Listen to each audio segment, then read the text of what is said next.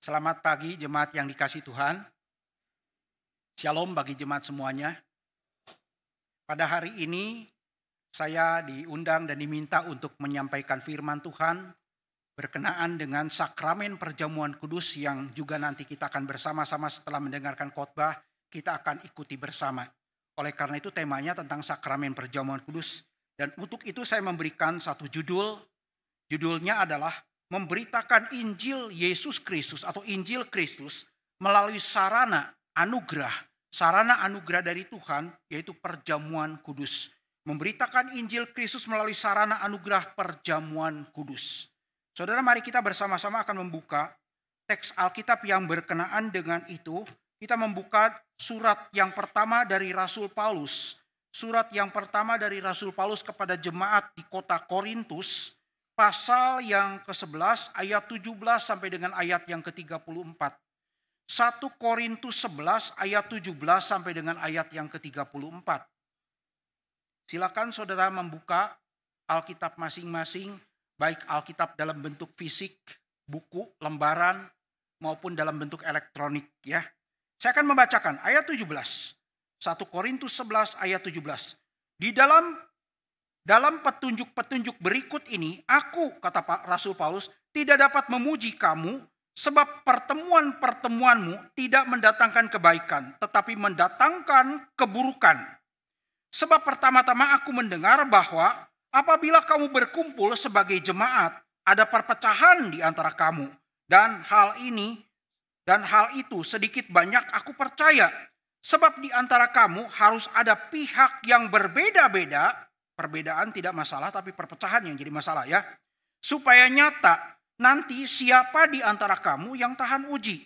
Apabila kamu berkumpul bukan untuk makan perjamuan Tuhan.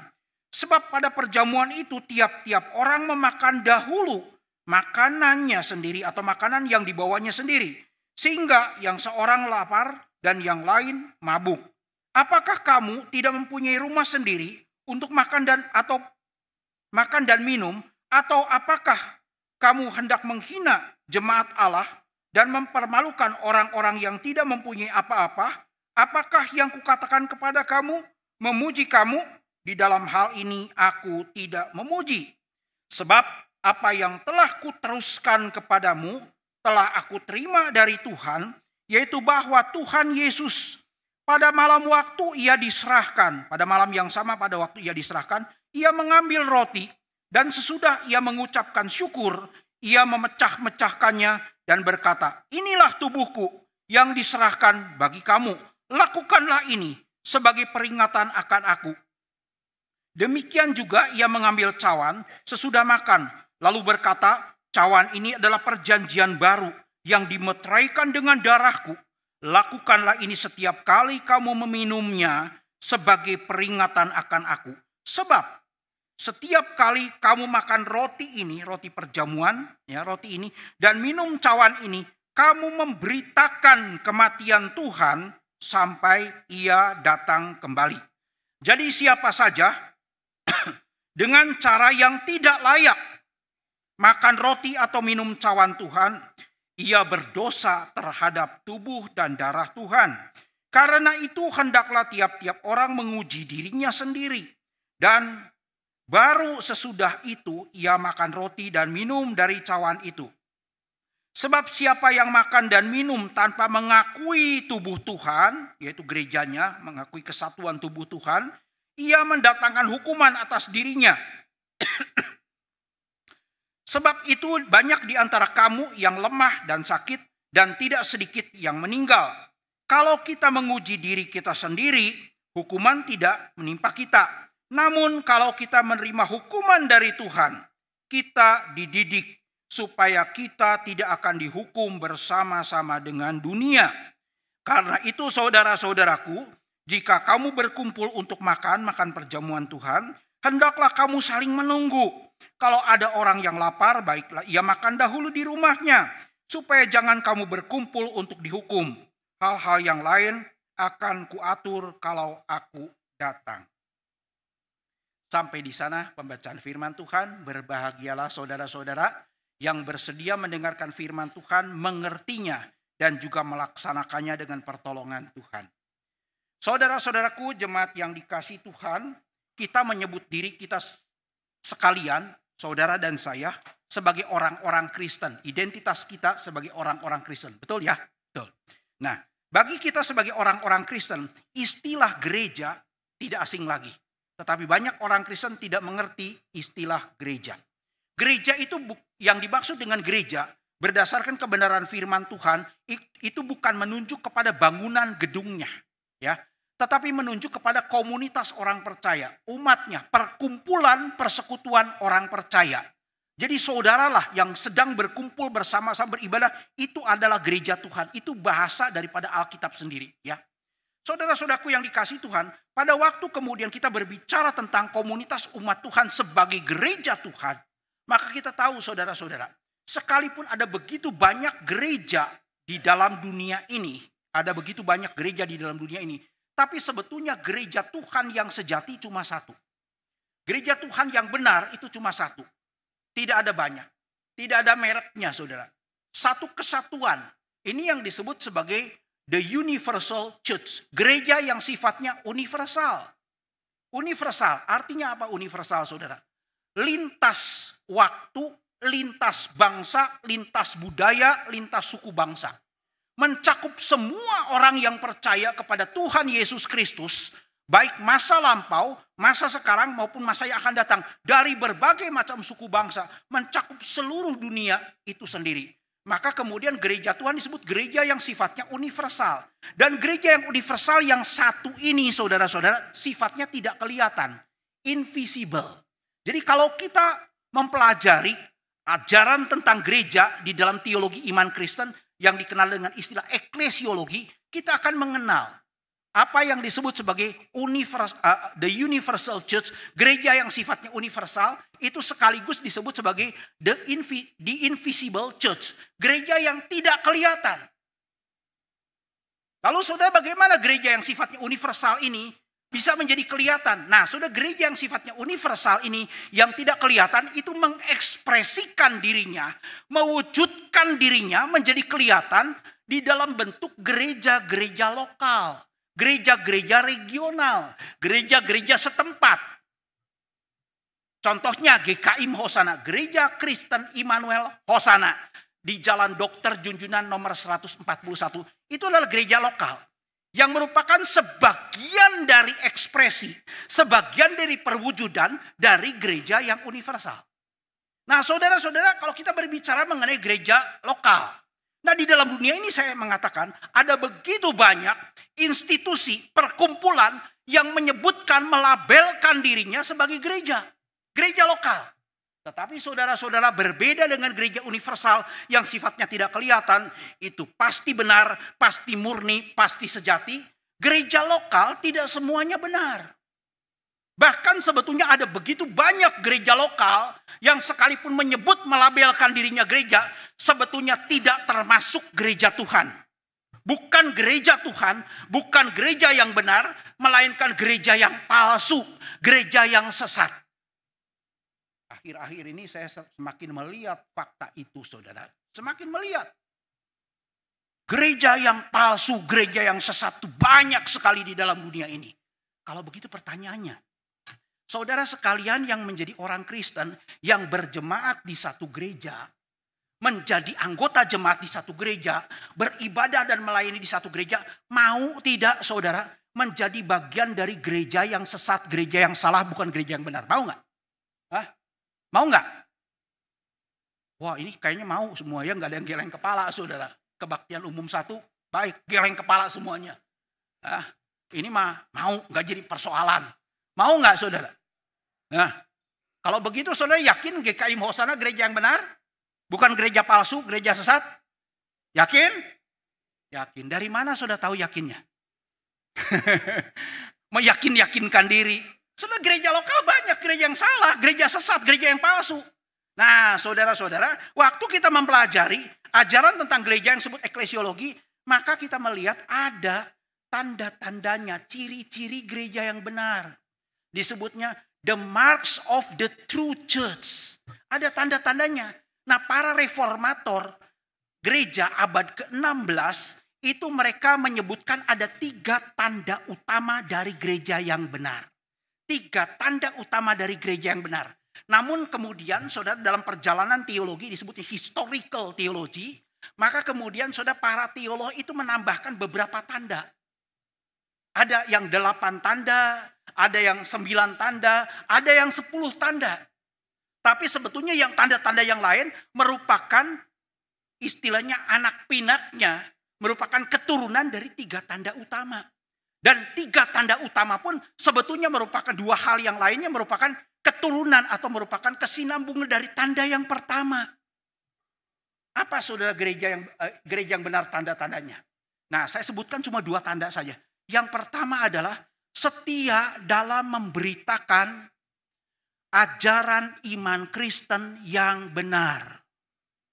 Preaching the right Christian doctrine faithfully. Itu saudara yang pertama. Setia mengajarkan firman Tuhan pada waktu membacakan firman Tuhan lalu menguraikannya, saudara, tidak menyimpang dari ajaran yang benar, ajaran iman Kristen yang benar. Saudara-saudara, kan kita bertanya, kalau begitu ajaran iman Kristen yang mana? Kan banyak saudara-saudara. Ajaran iman Kristen yang sifatnya kardinal, utama. Misalnya ajaran tentang Yesus Kristus, ajaran tentang keselamatan, dan ajaran tentang Allah Tritunggal. Itu harus benar, wajib benar saudara. Ini, gereja yang benar ditandai ini. Dan hari-hari ini saya tadi mengatakan, banyak yang menyimpang dalam 3 hal ini. Mereka pakai firman Tuhan, tapi ajarannya tidak sesuai dengan ajaran yang benar. Preaching the right doctrine faithfully. Itu yang pertama. Ya. Jadi saudara silahkan mengevaluasi, mengintrospeksi diri. GKI Hosana kurang lebih seperti apa. Dan kedua, saudara-saudara, gereja yang benar, saya hanya sebutkan 2 tanda saja. Gereja yang benar adalah melaksanakan sakramen dengan cara yang benar. Administering the sacraments rightly and faithfully. Nah, itu sudah tanda yang kedua. Melaksanakan sakramen dengan cara yang benar, secara setia, dengan setia. Nah, itu tandanya saudara-saudara. Dengan 2 tanda ini, sebetulnya kita sudah cukup bisa mengidentifikasi gereja yang kita di dalamnya menjadi anggota jemaat. Gereja yang benar atau tidak? Kalau saudara-saudara ternyata berjemaat di gereja yang dalam 2 tanda ini fail, jatuh saudara, tidak benar, saudara lebih baik tinggalkan gereja itu. Jangan berjemaat di gereja yang salah, hancur imanmu saudara-saudara. Nah, kan kita lihat tanda yang kedua saudara. Gereja yang benar adalah melaksanakan sakramen dengan benar dan setia. Saudara, salah satu dari 2 macam sakramen, hanya 2 sakramen saja. Ada gereja yang menyebut ada 7 sakramen, percaya 7 sakramen. Tetapi gereja-gereja Protestan yang beraliran reform hanya terima 2 sakramen. Yaitu apa saudara sakramennya? Baptisan air atau baptisan kudus. Ya, holy baptism atau water baptism. Dan yang kedua adalah apa? Perjamuan kudus, the Lord Supper, perjamuan Tuhan. Nah, saudara, waktu melaksanakan sakramen, hari ini kita akan melaksanakan sakramen, itu harus benar, itu tanda gereja yang benar. Pertanyaannya saudara, bagaimana kemudian gereja bisa melaksanakan sakramen, baik itu baptisan, khususnya hari ini perjamuan kudus dengan benar, kalau kita tidak mengerti. Sakramen itu tidak mengerti makna daripada perjamuan kudus yang kita sedang laksanakan. Bisa nggak saudara? Caranya benar tapi nggak mengerti apa-apa. Tidak mengerti maknanya. Tidak mungkin. Maka saudara-saudara, untuk bisa melaksanakan sakramen dengan benar yang menjadi tanda dari gereja yang benar, maka wajib saudara dan saya sebagai orang Kristen, sebagai komunitas gereja Tuhan, terlebih dahulu mengerti arti dan makna daripada sakramen itu sendiri. Kalau begitu pertanyaannya, setiap 2 bulan sekali kita melaksanakan sakramen perjamuan kudus. Ya, betul ya? Oke, pertanyaan saya, selama ini saudara mengikuti perjamuan kudus, mengerti tidak maknanya? Kalau begitu pertanyaannya, apa sebenarnya makna dari sakramen perjamuan kudus, saudara? Apa sebenarnya makna dari sakramen perjamuan kudus? Hari inilah saudara, kita akan mempelajari hal itu. Kita akan melihat arti dan makna yang pertama saja dan yang utama. Nah, saudara, kita melihat ini. Pokok utama atau proposisi khotbah saya. Perjamuan kudus itu apa sebetulnya? Sakramen perjamuan kudus itu maknanya apa? Sakramen perjamuan kudus punya makna sebagai sebuah sarana anugerah yang berasal dari Tuhan yang diberikan kepada gerejanya, yang melalui sakramen itu gereja Tuhan itu memberitakan Injil Kristus dengan cara yang berbeda dari biasanya dan memberitakannya dengan cara yang unik. Nah, itu saudara. Ya. Sakramen perjamuan kudus adalah apa, saudara sekalian? Sarana anugerah yang Tuhan berikan kepada gerejanya, yang melaluinya gereja itu, kumpulan orang percaya, memberitakan Injil Kristus secara berbeda dan secara unik. The Lord's Supper is a means of grace by which the church proclaims the gospel of Christ differently and uniquely. Itu saudara. Nah, di sini kita harus mengerti dulu teologi tentang gereja, khususnya tentang sakramen, apa yang disebut sebagai sarana anugerah. Karena sakramen itu adalah sarana anugerah. Ada kemudian saudara istilah yang kemudian kita mengertinya sebagai the means of grace. Nah, sarana anugerah. Saudara sebagai orang Kristen, apalagi sebagai pelayan Tuhan, wajib mengerti sarana anugerah. Karena sarana anugerah merupakan salah satu ajaran yang penting di dalam teologi Kristen. Apa itu sarana anugerah? Sarana anugerah bentuknya banyak, saudara-saudara. Ya, gereja itu sendiri sebagai komunitas orang percaya sarana anugerah. Kemudian misalnya pelayanan, persekutuan, ya, doa-doa, ibadah, sarana anugerah. Tetapi umumnya para teolog reform itu mengkategorikan sarana anugerah yang benar-benar sarana anugerah utama cuma dua. Yaitu apa? Firman Allah yang tertulis seluruh Alkitab adalah sarana anugerah. Ini yang pertama-tama. Dan yang kedua adalah sarana anugerah. Tadi saya sudah mengatakan sakramen itu sendiri. Baik apa yang disebut sebagai baptisan kudus maupun perjamuan kudus. Water baptism, holy baptism, dan the Lord's Supper. Dua hal itu. Kembali sudah kepada pertanyaan saya, apa yang dimaksud dengan sarana anugerah? Sarana anugerah adalah setiap sarana alat-alat yang Tuhan berikan kepada gerejanya, kepada orang percaya, kepada komunitas orang-orang Kristen, yang melaluinya orang Kristen itu semakin menerima anugerah Tuhan setelah diselamatkan, dibutuhkan oleh orang Kristen untuk bertumbuh di dalam iman, menjadi semakin dewasa. Setiap apapun yang membuat kita menjadi semakin dewasa, itu adalah sarana anugerah Tuhan, dan yang paling utama adalah firman Tuhan dan sakramen itu sendiri. Oke, saudara-saudara, kan tadi saya mengatakan apa?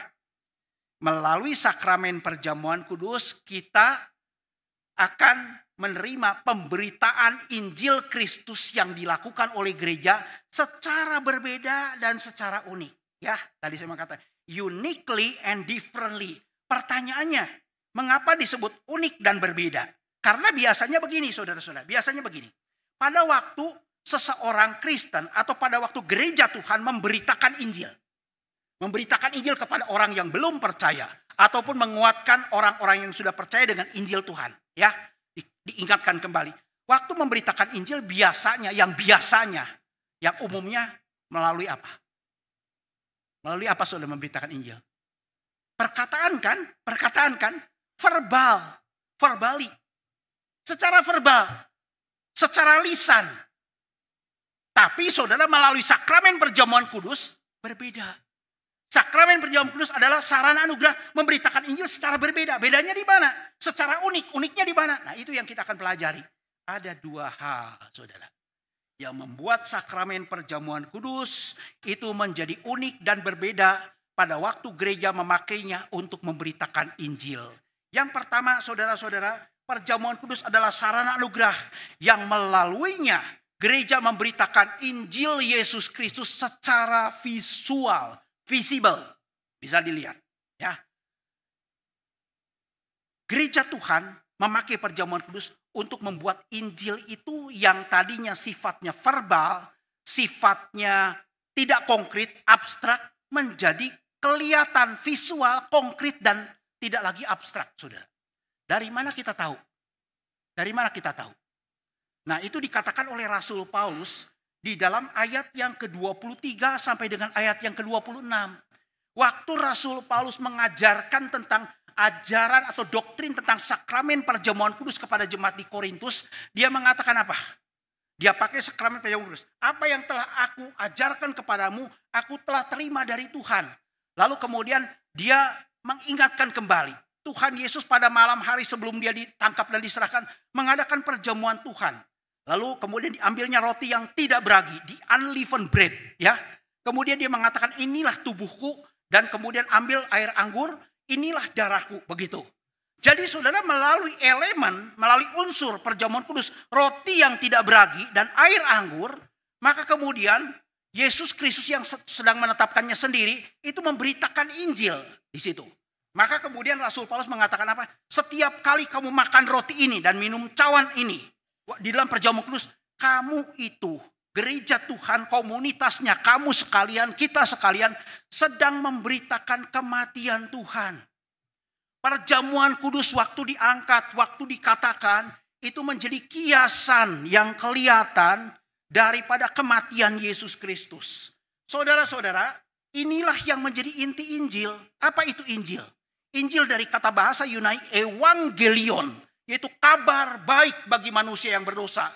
Karena ada Tuhan berikan anugerah, hal yang paling dibutuhkan oleh orang berdosa, yaitu kepastian keselamatan. Jalan keselamatan yang pasti. Maka kemudian Injil disebut kabar baik. Kabar baik tidak akan menjadi kabar baik tanpa intinya. Dan inti daripada kabar baik adalah apa? Inti Injil, evangelion itu intinya adalah kematian Yesus Kristus. The death of the Lord Jesus. Kematian Yesus. Saudara-saudara, kematian itu apakah kabar baik? Kematian Tuhan. Satu hal yang sangat mengerikan. Yang sebelumnya di dalam kekekalan sebelumnya tidak pernah dialami oleh Tuhan Yesus. Dan kemudian sesudahnya tidak akan pernah dialami lagi. Itu dialami. Tuhan mengalami kematian. Satu hal yang buruk saudara-saudara. Tapi yang buruk ini terjadi supaya mendatangkan yang baik bagi kita sekalian. Yang buruk ini dialami oleh Yesus. Dan yang buruk ini telah menjadi kabar baik bagi saudara sekalian. Kenapa saudara-saudara begitu? Karena Injil tidak akan pernah ada jika tanpa kematian Yesus Kristus. Penebusan yang mendatangkan keselamatan, penebusan yang menyelamatkan saudara dan saya tidak akan pernah ada jika Yesus tidak pernah mati. Saudara-saudaraku yang dikasihi Tuhan, ini dijelaskan di dalam Roma pasal yang ketiga. Ini berulang-ulang kali saya sudah khotbahkan beberapa kali, tapi Injil memang harus diulang-ulang, saudara. Mungkin banyak orang yang salah mengerti. Maka saya selalu mengatakan istilah menebus dosa itu adalah istilah yang keliru. Istilah yang tidak teologis. Orang seperti mengatakan menebus dosa seperti tidak lulus sekolah teologi, saudara. Karena istilah itu bahkan di dalam Alkitab bahasa Indonesia pun tidak ada. Yang ditebus itu bukan dosa, saudara-saudara. Yesus waktu mati itu menebus kita dari dosa. Roma pasal yang ketiga ayat 24 dan ayat 25 memakai dua kata yang diterjemahkan dalam bahasa Inggris, dua-duanya penebusan. Yang pertama adalah redemption. Pernah dengar kata redemption? Diterjemahkan ke dalam bahasa Indonesia penebusan. Dan kedua adalah kata atonement. Atonement, penebusan juga. Tapi berbeda saudara-saudara. Redemption itu bagian dari atonement. Atonement lebih luas dari redemption. Kita diselamatkan karena dua hal ini. Redemption dan atonement. Memakai kata di sana apolutrosis. Waktu Yesus Kristus mati, melalui kematiannya telah melepaskan kita, menebus kematiannya itu, melepaskan kita dari kuasa dan perhambaan dosa. Ayat 24 dari Roma pasal yang ketiga. Melalui kematiannya Yesus menebus kita, melepaskan kita dari kuasa dan perhambaan dosa. Maka Roma pasal 6 ayat 14 yang tadi saya bacakan. Bagi orang Kristen, kita tidak lagi hidup di bawah kuasa dosa. Kenapa? Karena kematian Yesus. Melepaskan diri kita dari kuasa dosa, menebus kita. Kalau menebus dosa, maka dosanya yang diselamatkan, kitanya yang binasa. Tapi Yesus itu menebus kita dari kuasa dosa, merebut kita dari kuasa dosa. Dia mengorbankan dirinya, mati. Kita dilepaskan. Maka saudara-saudara, sebelum kita berada di dalam Kristus, kita hamba dosa. kita tidak pernah dapat melepaskan diri dari dosa. Kita tidak pernah dapat punya kekuatan melawan dosa. Kita hamba dosa. Tapi setelah kita dilepaskan dari kuasa dosa, kita masih bisa berdosa, tapi kita bisa melawan dosa. Tergantung pilihan kita. Kita bukan lagi hamba dosa. Karena Yesus sudah melepaskan kita. Maka inilah yang disebut keselamatan. Sudah, apa artinya selamat sih? Apa arti selamat? Selamat itu sudah punya dua pengertian. Yang pertama adalah apa? Dilepaskan dari mara bahaya, dilepaskan dari malapetaka. Betul nggak? Ya kan? Orang sudah ada di dalam malapetaka, sudah ada di dalam mara bahaya, tapi belum mati, lalu dilepaskan. Nah, itu saudara gambaran waktu Yesus menebus kita, apolutrosis dari kuasa dosa, kita sudah berada di dalam cengkeraman dosa, dilepaskan oleh kematiannya. Maka kita diselamatkan. Tapi arti keselamatan yang kedua adalah apa? Kita diluputkan dari mara bahaya, kita diluputkan, dilepaskan dari apa yang disebut sebagai malapetaka. Belum masuk, kita akan menerima, tapi kemudian terhindar. Terluput dari mara bahaya. Dan itu dilakukan oleh Tuhan Yesus waktu melakukan penebusan. Bukan cuma melepaskan kita dari kuasa dosa, pada sisi yang lain adalah apa? Menghindarkan kita, meluputkan kita dari murka Allah yang akan datang. Maka muncul kata di situ atonement atau propitiation ayat ke-25. Kita diperdamaikan dengan Allah dengan cara apa saudara-saudara? Diperdamaikan dengan Allah. Tuhan Yesus melalui kematiannya telah membayar seluruh hutang dosa kita dan memuaskan keadilan Allah. Sehingga Allah yang tadinya murka kepada kita akan menghukum kita selama-lamanya. Maka kemudian karena Yesus ganti kita tanggung hukuman Allah. Apa yang terjadi saudara? Kita diluputkan dari hukuman itu dan diperdamaikan dengan Allah. Maka Roma pasal kelima kita mengatakan apa? Kita sekarang hidup dalam perdamaian dengan Allah. Itu yang disebut keselamatan saudara-saudara. Itu yang disebut Injil. Maka tanpa kematian Yesus tidak ada Injil. Inti Injil adalah kematian Yesus Kristus. Saudara-saudaraku yang dikasihi Tuhan, inti Injil yang adalah kematian Tuhan Yesus itu, yang sifatnya verbal, sifatnya lisan, melalui sakramen perjamuan kudus dibuat menjadi visual, menjadi kelihatan. Karena apa? Air anggur dan roti perjamuan itu menjadi alat peraga menggambarkan Injil. Menjadi simbol, menjadi lambang dan kiasan dari kematian Tuhan. Guru sekolah minggu di sini ada yang tiap minggu mengajar sekolah minggu. Suka mengajar sekolah minggu, kadang-kadang mengajar hal yang abstrak pakai alat peraga. Betul nggak? Masih ada alat peraga nggak? Nah, waktu kita melaksanakan sakramen perjamuan kudus, kita sedang memakai roti dan air anggur yang akan kita terima sebagai alat peraga. Baik kepada kita maupun kepada dunia memberitakan Kristus sudah mati bagi kita. Menebus dan menyelamatkan kita, alat peraganya ini. Jadi dibuat visual saudara-saudara. Lalu pertanyaannya, boleh tidak roti dan air anggur itu diganti? Siapa yang menetapkan roti dan air anggur itu menjadi alat peraga, membuat Injil itu jadi kelihatan dan sifatnya menjadi visual? Yaitu Tuhan Yesus sendiri. Nah, banyak teolog yang berbeda pendapat. Ada teolog yang mengatakan bisa saja diganti. Di tempat di mana tidak ada roti, tidak beragi. Di tempat di mana tidak ada air anggur. Yang penting makanan pokok. Karena pada waktu itu air anggur adalah minuman pokok di Palestina bagi orang Israel. Dan kemudian roti yang tidak beragi, makanan pokok bisa diganti. Kalau di Indonesia pakai nasi. Di tempat tertentu pakai sagu. Boleh nggak saudara? Boleh nggak? Diganti. Tidak boleh saudara-saudara. Karena Tuhan Yesus yang menetapkan dan telah memilih menetapkan apa yang menjadi simbol lambang dari tubuhnya yang diserahkan, darahnya yang dicurahkan cuma roti dan air anggur. Sehingga punya makna teologis yang melekat di situ. Maka tidak boleh digantikan saudara. Akan sangat berbeda sekali maknanya. Tuhan Yesus sendiri yang sudah menetapkan. Maka Rasul Paulus mengatakan apa? Apa yang telah kuteruskan kepadamu, yang kuajarkan. Itu aku telah terima dari Tuhan. Tuhan sudah menetapkannya. Jadi kita sekalian saudara sekarang sudah tahu ya. Sakramen perjamuan kudus itu mengapa dikatakan sebagai sarana anugerah yang memberitakan Injil Kristus secara berbeda dan unik. Karena yang pertama tadi, melalui sakramen perjamuan kudus, saudara, sakramen perjamuan kudus adalah satu sarana anugerah yang membuat gereja itu bisa memberitakan Injil baik kepada dirinya sendiri untuk menguatkan maupun kepada dunia kematian Yesus yang adalah inti Injil secara visually kelihatan, saudara. Ya, begitu. Itu yang pertama. Yang kedua, jadi khotbah saya nggak begitu panjang sudah hari ini ya. Oke, yang kedua, mengapa perjamuan kudus disebut sebagai sarana anugerah yang melaluinya gereja itu memberitakan Injil Kristus secara berbeda dari biasanya dan secara unik. Karena yang kedua, saudara-saudara, ini yang penting ya, yang sering kali dilupakan.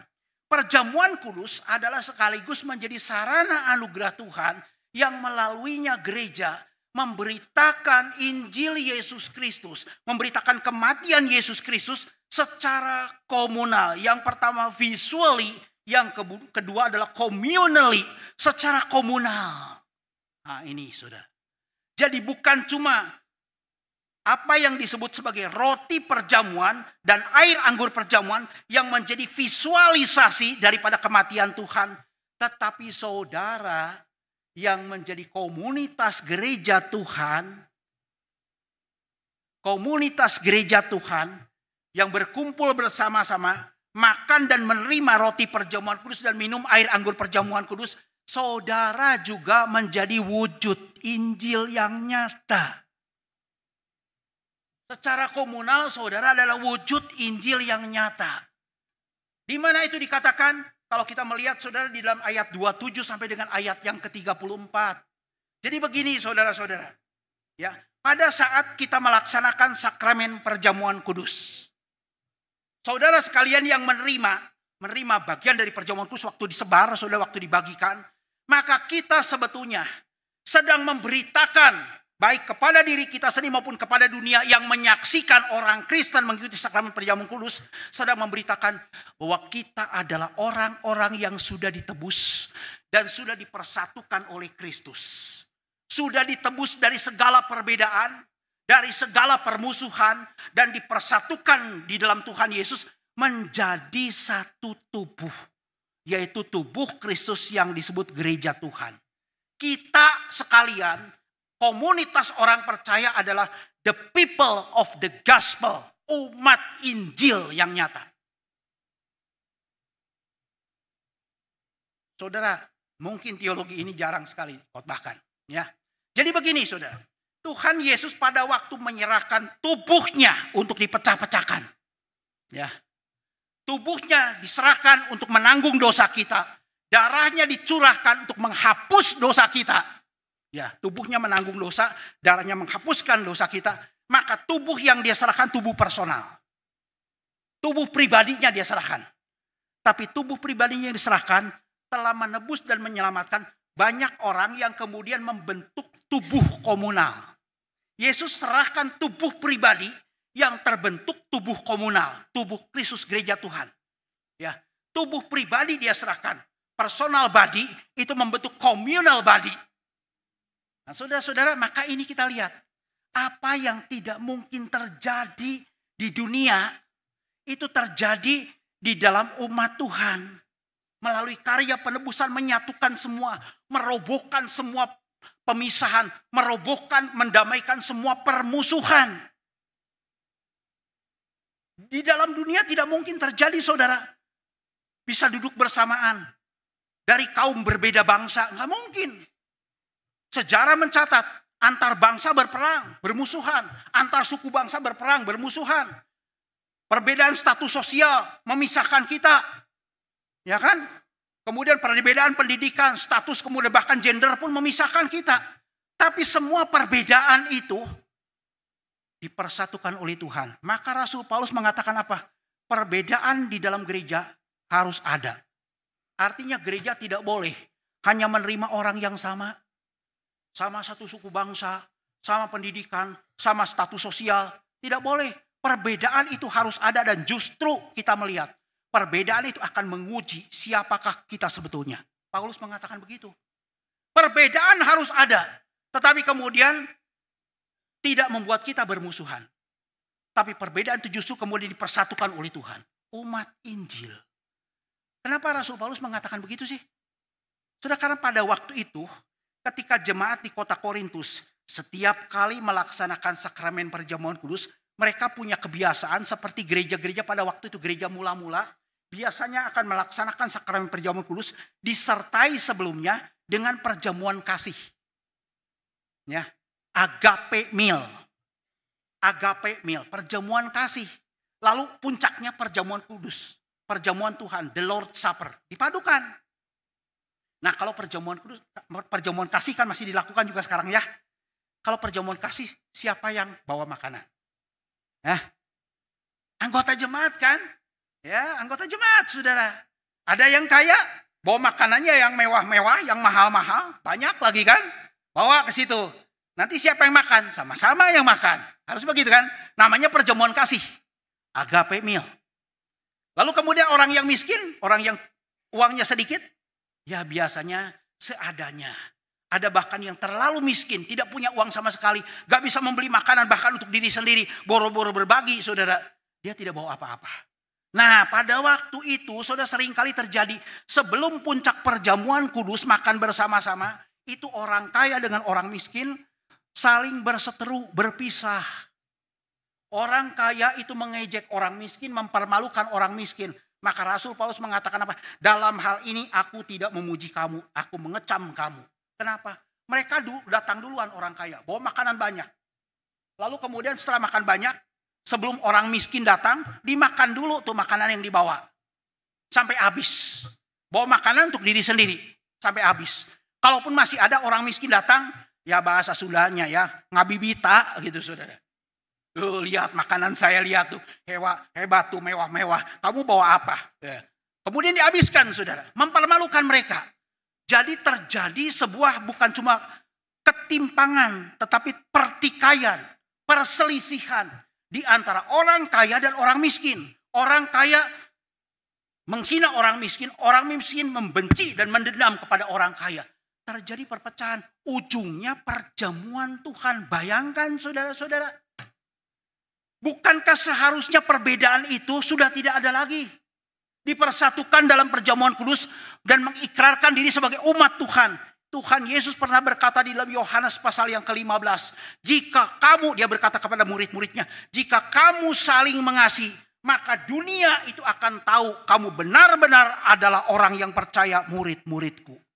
Sekarang orang percaya saling menghina, saudara. Berbeda, perbedaan dijadikan alasan untuk berpisah, untuk kemudian menghindar satu dengan yang lain. Ini jadi masalah. Maka Paulus mengatakan apa? Kalau kamu mengikuti perjamuan kudus dengan cara begitu, maka kamu mengambil perjamuan kudus, makan roti dan minum cawan dengan cara yang tidak layak. Maka kamu berdosa terhadap tubuh dari Tuhan yang secara personal diberikan menebus kita, dan darah Tuhan yang secara personal diberikan untuk menghapus dosa kita, kamu berdosa kepadanya.